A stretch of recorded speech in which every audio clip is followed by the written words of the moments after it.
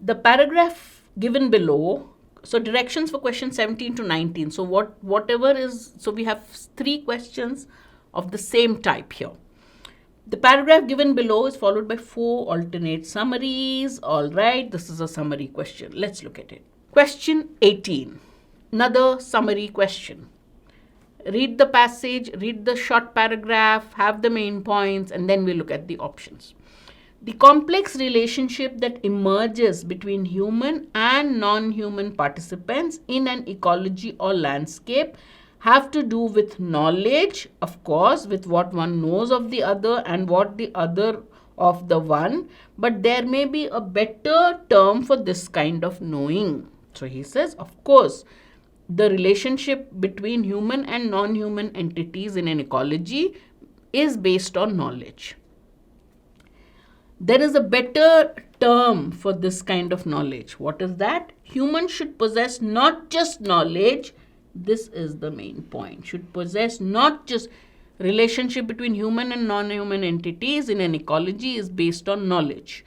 Knowledge, humans should possess not just knowledge, something else too. What is that?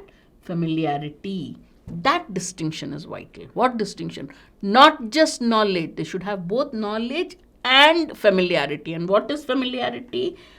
For a nature expert's acquaintance with the animals, birds, plants, and insects that he writes about is literally familiar. They are part of his family life. You should not just have knowledge of the subjects, that is the animal, birds, plants, insects. A nature lover should not just have knowledge of animals, birds, plants, and insects. He should also be familiar with them. They are part of his family life. He should be so, his acquaintance with these things should be so high, like they are a part of his family life. Clear? All right. A nature expert, along with having knowledge of animals, birds, plants, and insects, should also affect a sense of familiarity with them. If you are not familiar with the meaning of this word, you will mark this as an option. Not just knowledge, but also have familiarity. Affect means pretend. You affect an accent means you pretend to have that accent. Understand? So he should actually have a sense of familiarity. He should not affect a sense of familiarity. He should not pretend to have a sense of familiarity. That word makes this option wrong. A nature expert should be as familiar with the animals and birds he writes about as he is about his family. What is missing here? Familiarity is there. What about knowledge? Knowledge as well as familiarity is not there. Therefore, this is not there. I can be familiar. I can look at a snake in my garden and be very familiar with it. I can see it every day. But that doesn't mean I have any knowledge about the snake. Is it poisonous? Is it not poisonous? Can I do this? Can I do that? So B ignores the aspect of knowledge. It cannot be my correct answer.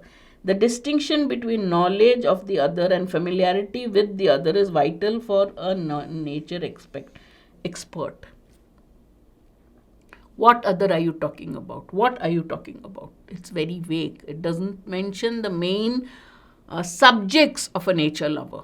The interaction in an ecology between human and non-human participants has not been mentioned. Option D. A nature expert should not just possess knowledge of the animals, birds, plants, and insects that he writes about, but more importantly, should have familiarity with them. That's the perfect summary expressed completely comprehensively the way it has been mentioned in the passage. So my correct answer is D.